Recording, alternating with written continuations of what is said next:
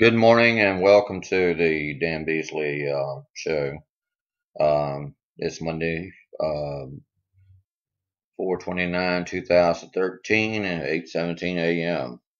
It's on a Monday morning, rainy here in South Carolina, Hartsville, South Carolina. Um, we're coming to you with the special version of the show today, and last week we were talking about morals, and we were talking about the decay of Western civilization because of it and because of people's lack of respect and need for each other. So we turn back to our authority, which is the New King James Version of the Bible, which is supposed to enlighten us and guide us with the wisdom of Solomon, the wisest man that's ever lived. Arguably, some people may say that was Einstein, the smartest man that ever lived, but Einstein never gave the wisdom that Solomon gave. And Solomon was the son of King David. King David was in the lineage of Jesus Christ, and King David ruled Israel. And King David is the same King David that was the shepherd boy that killed Goliath, the giant. And also, he ascended to the throne after the death of King Saul, which fell on his own sword. Today, the book of Proverbs in the New King James Version is a book written by Solomon, one of two books written by him. The Proverbs of Solomon, he was a wise son. He says, a wise son maketh a glad father, but a foolish son is the heaviness of his mother. The fear of the Lord prolongeth days, but the years of the wicked shall be shortened. The hope of the righteous shall be glad, but the expectation of the wicked shall perish. The way of the Lord is strength to the upright, and destruction shall be to the workers of iniquity. The righteous shall never be removed, but the wicked shall not inhabit the earth. And this is contrasting the ways of the godly and the wicked. I'm taking some phrases out of context here. This is not the entire chapter. The entire chapter runs about 31 verses. Chapter 11, verse 13 says, a talebearer revealeth secrets, but he that is of a faithful spirit concealeth the matter. That means, can you trust a person? How many people can keep a secret? I mean, is a famous question. How many people can keep a secret? Two, and only if one is dead. This verse right here says, a talebearer revealeth secrets, but he that is of a faithful spirit concealeth the matter. So it is possible for more than two people to conceal a secret, and they concealeth the matter. A faithful person. Where there is no counsel, the people fall. And what is America doing today, folks? America is in trouble. There's no counsel. They're not communicating. You got the two houses of Congress, and they're not communicating. You got the two parties in the two houses of Congress, and they're not communicating. You got the president in the two houses of Congress and the two parties in each house, and they're not communicating. You've got the Supreme Court and the president and the two houses of Congress with the two parties, and they're not communicating. So what we have here, folks, is a phrase out of the movie Cool Hand Luke. We have a failure to communicate. The Army today just bought was just billed billions of dollars for tanks that they did not need and did not want. They found out the Syrians are, in fact, snubbing their noses at us, and they're using chemical weapons against their people. They've crossed the red line, and this is causing much confusion in the Obama White House today as to what the reaction is going to be of the United States. Not just because Syria is involved and its citizens, but because North Korea and other adversaries of the United States are watching, and they're going to watch to see exactly what our reaction is going to be. Are we going to follow through and see if President Obama keeps his word and is going to do something in retribution for them breaking the law and using the chemical weapons, or are we just going to become a laughing stock of the nations? I mean, that's just the way it's going to look. Verse 15, he that is surety for the stranger shall smart for it. That means that he'll be punished for it. And he that hates suretyship is sure. That's a little confusing, but surety is borrowing money, saying I'm good for him, I'll vouch for him, I'll sign for him, and that means that if you do, you'll be punished for it. Gracious woman retaineth honor, and strong men retain riches. The merciful man doeth good to his own soul, but he that is cruel troubles his own flesh.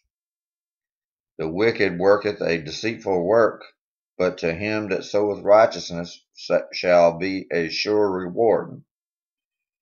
As righteousness tendeth to life, so he that pursueth evil pursueth it to his own death. Well, you can see the results of that. You can see the results of that with the Boston bombers. I mean, they were pursuing death, and one of them reaped the fruits of death. One is no longer with us. In fact, his body is still laying unclaimed. His family is in the United States. His wife has been here all along, but no one's even bothered to go claim his body.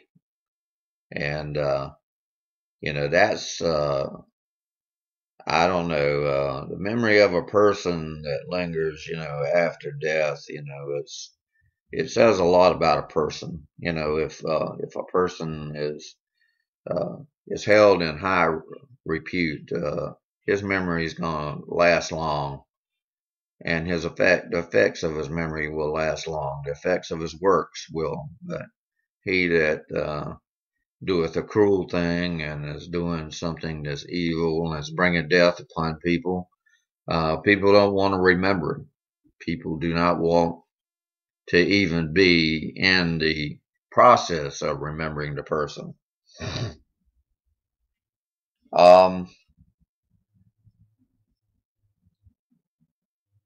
They that be are of a froward heart are an abomination to the Lord, but such are as the upright in their way, they are his delight. If you're of a froward heart, what does that mean? Froward heart means perverse. What does perverse mean? It means not the natural use of. What are we seeing today? I hate to get into this subject because it's a touchy subject, but someone has to say it. Someone has to be there to say it, or else it spreads like wildfire. I mean, they better be glad to live in America. A lot of people better be glad to live in America today, because in olden days and biblical days, people would be stoned for cursing their father, cursing their mother, people having aberrant behaviors, that were not considered to be normal. They had to keep the purity of the people. The purity of the people was important because they all worshiped God, and they worshiped him in the temple. and they could not worship alongside someone that they knew had an impure heart. I'm going to skip over a little bit to verse 7 of chapter 12. The wicked are overthrown, and they are not, but the house of the righteous shall stand. I've read this verse before on the air, and you've got to think about it. The wicked are overthrown. The Bible says a liar will not be established in the land. He will not be allowed to live in the land. The righteous have many, many promises in the Bible concerning being righteous and right standing with God. That's what righteousness means. Is anyone really right? No, they're made right. They're made right by sacrifice or by the sacrifice of Jesus Christ. This is coming from the Old Testament before Christ. So this is under what they call the Old Covenant, which is a will or a testate, a testament given by God. It was his will for man to follow. And these are the rules that he set up for man to follow. So he promised that a better will would come along later, and it did in the form of his son, Jesus Christ.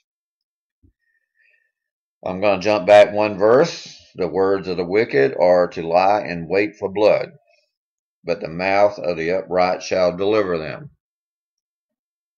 All right. Why? Let's go one more verse back. The thoughts of the righteous are right, but the counsels of the wicked are deceit. Deceit is lying. Righteousness is right. It's the thing to do to make things continue in an orderly fashion. But why does a man lay up for blood, lay up words of wickedness of blood for the upright? Why do they hate the righteous? Why are the wicked so despising of the wise? I mean, of the good people. Why do they hate them?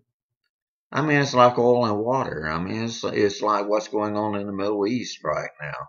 And we don't consider the Islamic people to be wicked, but we see wicked acts coming from certain sectors of that group that seem to hate anything that's good and promotes life. So they break out into factions and everything else, and before you know it, you've got 20 different factions of government gone wild, and these people have their own ideas as to what is right and what is wrong, and they're going to try to take a pound of flesh of the righteous for some reason. They never turn on each other. They always turn on the righteous, because the righteous is public enemy number one. I wonder who would be behind that idea. I mean, in the beginning you had God and you had Satan. Satan was the anointed cherub. His wings covered the throne of God. And he was the original choir leader. He was the original worship leader of heaven. But yet pride entered his heart, and he thought himself to be equal to God, and he thought that he could make himself his own universe. So then God and him had a disagreement, and they went to war, and Satan was kicked out of his home, and he's been terrorizing the universe ever since. First he had to come down and he had to take man and he had to turn him into an enemy of God, so he would have an ally to work with and work through. And then he chose to do all the evil that he wanted to do in this world and in the universe.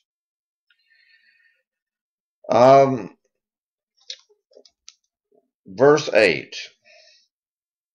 A man shall